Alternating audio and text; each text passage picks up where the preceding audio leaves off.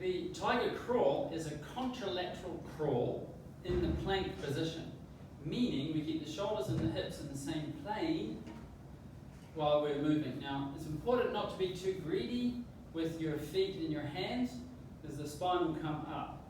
By keeping the shoulders and the hips in the same plane, we get hip back, so hip and back disassociation, which is going to engage the lower abdominals a little bit more.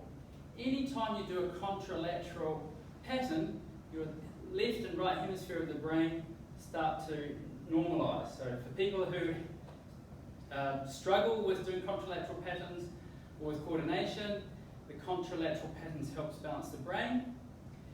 If someone is an extreme mathematician, does finances all day, looks at spreadsheets and logic, they may have problems crawling.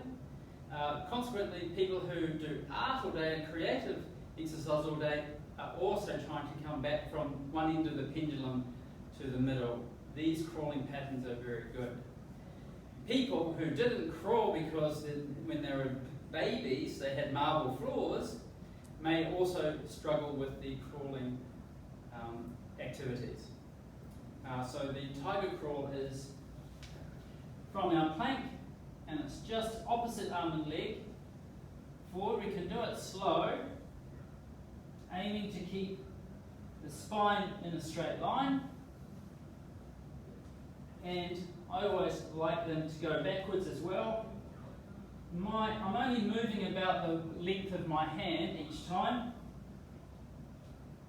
Through there. So that's a controlled one, but by all means allow them to just move around a little bit, because that mobilises the spine